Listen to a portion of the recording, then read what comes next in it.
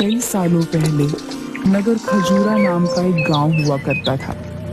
समुद्र के अत्यधिक पास होने के कारण वहां के सभी लोग पानी से जुड़े हुए काम को कर कर अपनी रोजी रोटी कमाते थे। उन्हीं में से एक था भीमा, मछुआरा, जो कि समुद्र के किनारे से मछलियां पकड़ने और उन्हें बेचने का काम किया करता था। अगले दिन समुद्र के किनारे के पास आज तो समुद्र के किनारे बहुत सारी मछलियां पड़ी हैं।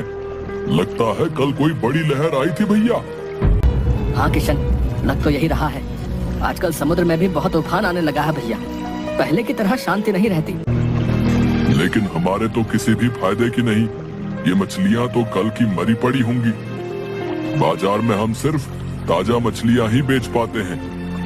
चलो तुम अपना जाल लगाओ, मैं अपना लगाता हूँ। आज का काम शुरू करते हैं। भीमा और किशन दोनों बचपन से ही एक साथ रहते थे।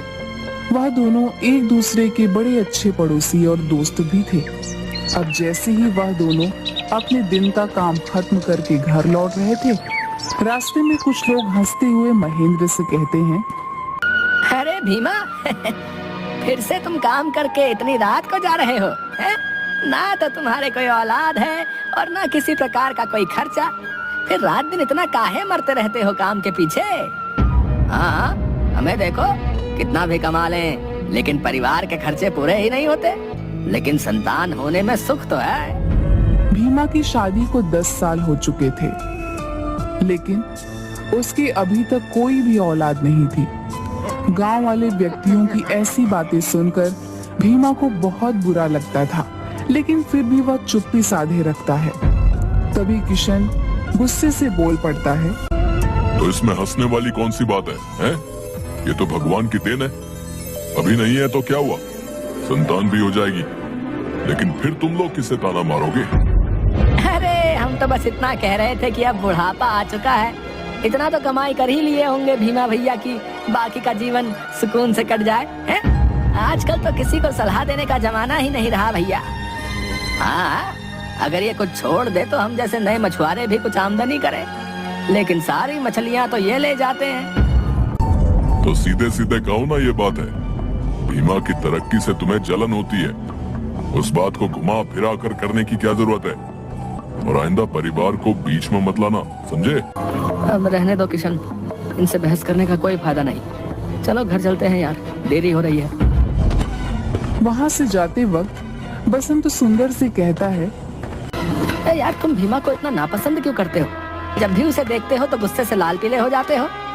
अरे कुछ नहीं, बस मैं बचपन में हर चीज में इससे अच्छा था। इसके बाप दादा हमारे यहाँ से उधार मांगा करते थे, और आज देखो सारे गांव के लोग इसकी बात सुनते हैं और हमें कोई पूछता तक नहीं। अच्छा, तो तुम्हें उसके पैसे से जलन है? समझ गया। लेकिन एक बात बताओ, उसके पैसे ना होने से बच्चे का क्या लेना देना? वही तो बात है, किसी को बताओगे तो नहीं। तो फिर तुम्हें बता ही देता हूँ, भीमा के कभी भी बच्चा नहीं होगा। लेकिन तुम इतना यकीन से कैसे कह सकते हो भैया? क्योंकि मैंने ही एक तांत्रिक से विद्या पढ़ाई हुई है कि उनको कभी बच्चा ना हो। सुंदर की ये बात सुनकर बसंत दंग रह जाता है, पर डर के कारण कुछ नहीं कहता। भीमा बचपन से ही मछुआरे होने का काम कर रहा था।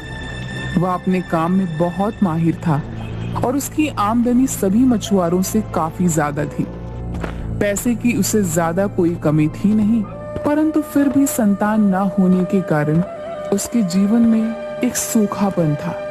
उन व्यक्तियों की बातें उसके दिमाग में गूंजती रही और वह उदास होकर घर पहुंचा, लेकिन उसे अभी पूरी सच्चाई पता ही नहीं थी। क्या हुआ जी, आज आप इतने उदास क्यों हैं? कुछ नहीं रमा, क्या तुमने खाना लगा दिया? जी मैंने खाना कब का लगा दिया है। आप मुंह धोकर खाना खा लीजिए। मैं जानती हूँ आप किसी बात से परेशान हैं। लोगों का तो काम है कहना, अब उनकी बातों पर ज्यादा ध्यान मत दीजिए, इससे आपकी सेहत पर असर पड़ेगा। हाँ रमा, मैं जानता हूँ मुझे इन लोगों की बातों से फर्क नहीं पड़ता, लेकिन दिन ब दिन हमारी उम्र भी तो बढ़ती जा रही है। भगवान एक ना एक दिन सबकी सुनता है, बस आप उसका नाम लेकर आराम से सो जाइए। इस बात की ज्यादा चिंता मत करिए। अब तो मैंने सब ऊपर वाले पर ही छोड़ दिया है।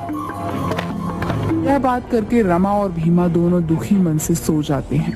अब अगले दिन रोज की तरह भीमा सुबह 5 बजे उठकर समुद्र के किनारे मछली पकड़ने पहुंच जाता है। अब वह रोज की तरह अपनी नौका में बैठकर समुद्र के बीच में जाकर अपना जाल फेंकता है और उसमें बहुत सारी मछलियां फंस जाती हैं। लेकिन उसमें से एक बहुत बड़ी गोल्डन कलर की मछली भी फंस जाती है। अब वह जैसे ही जाल ऊपर खींचता है तो वह देखता है कि वह मछली बोल रही थी, मुझे छोड़ दो मछुआरे, मैं कोई आम मछली नहीं हूँ। अगर तुम मुझे समुद्र में वापस छोड़ देते हो तो मैं तुम्हें तुम्हारी मनचाही इच्छा पूरी करने का वरदान दूंगी। पहले तो भीमा उस मछली को बोलते देख बहुत डर जाता है, पर बाद में अपने नरम स्वभाव के कारण वह मछली को मुस्कुराकर कहता है, मैं भगवान की दिव्य शक्तियों में विश्वास रखता हूँ। मैं तुम्हें अवश्य ही छोड़ दूंगा। अगर तुम बोल सकती हो तो तुम जरूर इंसानों की ही तरह किसी दूसरी दिव्य दुनिया से हो। इतना कहकर वह उस गोल्डन मछली को समुद्र में वापस छोड़ देता है। उस मछली को समुद्र में छोड़ते ही वह देखता है कि वह मछली एक सुंदर महिला में बदल जाती है। वह सफेद कपड़े पहने समुद्र के बीचों बीच खड़ी हो जाती है और भीमा से कहती है, मैं समुद्र में रहने वाले जीव जंतुओं की महारानी जल देवी हूँ। मैं गलती से राजमहल से दूर हो गई थी और समुद्र के किनारे आ गई थी। मैं तुम्हारी इस उदारता से बहुत प्रसन्न हूँ। बताओ तुम मुझसे क्या मांगना चाहती हो? धन, दौलत, मकान, जो तुम मांगना चाहो। सबसे पहले तो मैं समुद्र की रानी को प्रणाम करता हूँ। वैसे तो मुझे आपसे धन या दौलत जैसा कुछ नहीं चाहिए, परंतु मेरी कोई संतान नहीं है। अगर आप मुझे संतान प्राप्ति का आशीर्वाद देते तो मैं उसे जीवन दान की तरह समझूंगा। तथास्तु भवः, जैसा तुम चाहो वत्स।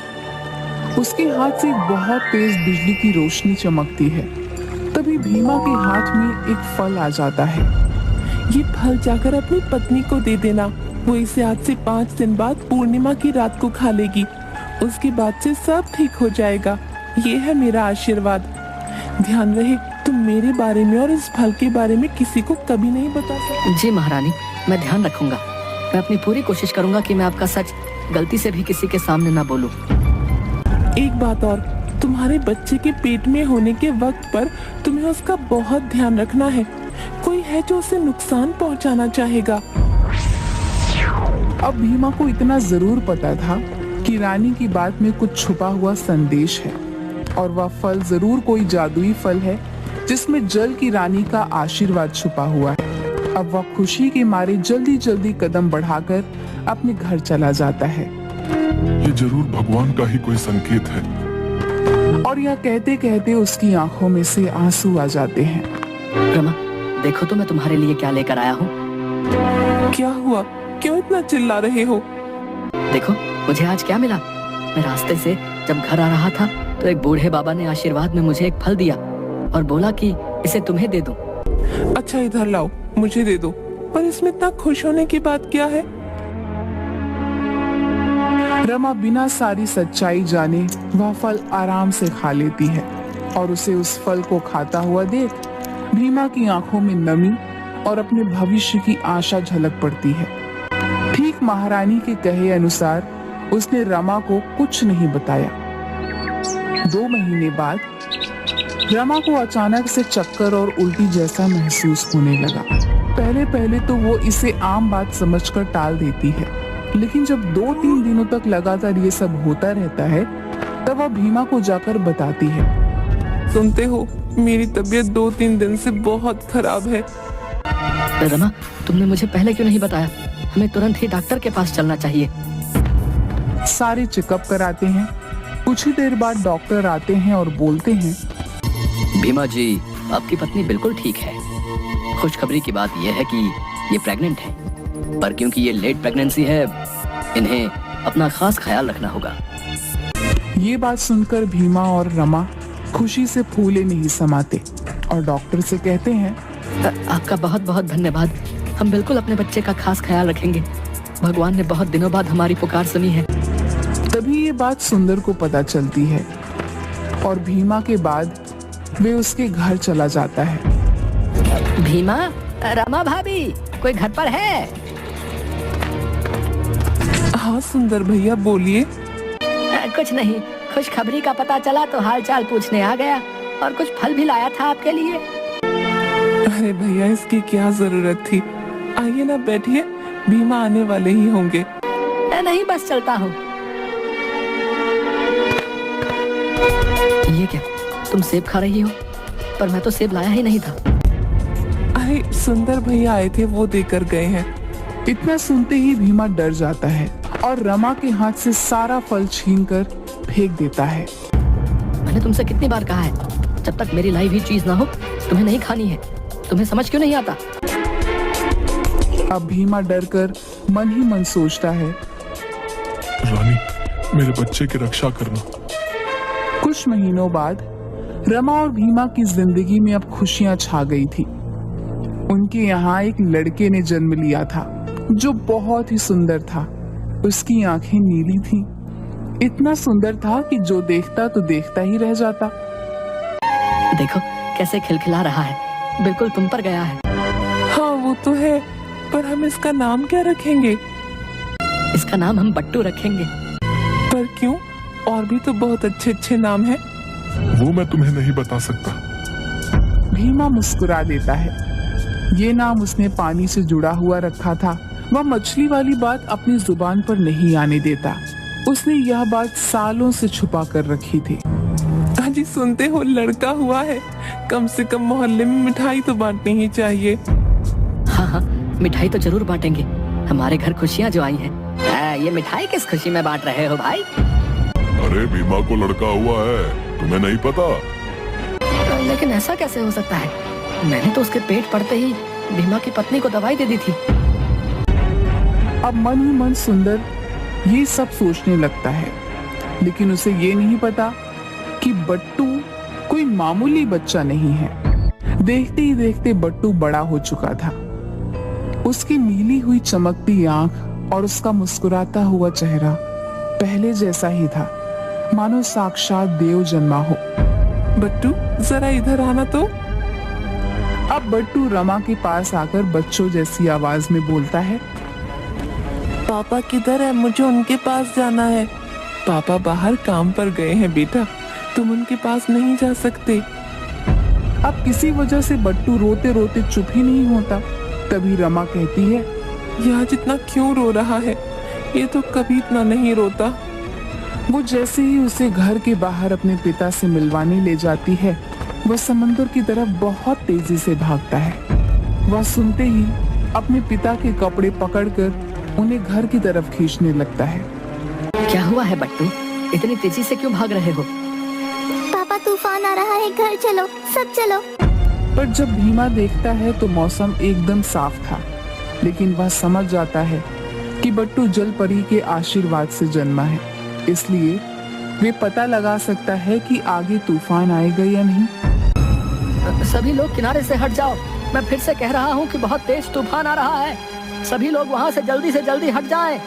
अरे ये तो हमारा बेवकूफ बना रहा है? मौसम तो बिल्कुल साफ नजर आ रहा है, देखो। अरे मैं समझ गया इसकी चाल, ये सब इसलिए कर रहा है ताकि सारी मछलियाँ ये पकड़ कर ले जाए। हम तो यहाँ से कहीं नहीं जाएंगे। यहाँ कुछ देर बाद ही बट्टू के बताए अनुसार बहुत तेज तूफान आया और समुद्र से लंबी भयानक लहर उठती है।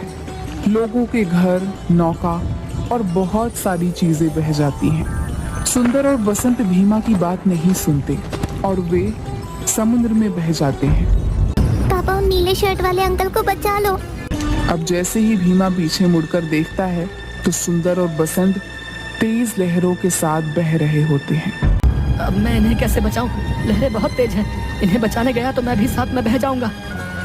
आप उन अंकल को बचाने जाओ पापा, बाकी सब मैं संभाल लूंगा। भीमा को बट्टू की बात पर विश्वास था, क्योंकि उसे पता था कि जल के देवता के आशीर्वाद से जन्मा है ये। अब वह बिना कुछ सोचे समझे तेज लहरों में कूद पड़ता है और सुंदर और बसंत को बचा लेता है। थोड़ी ही दूर खड़ा बट्टू समुद्र की ओर जल की रानी, जल की देवी को देखकर मुस्कुराने लगता है।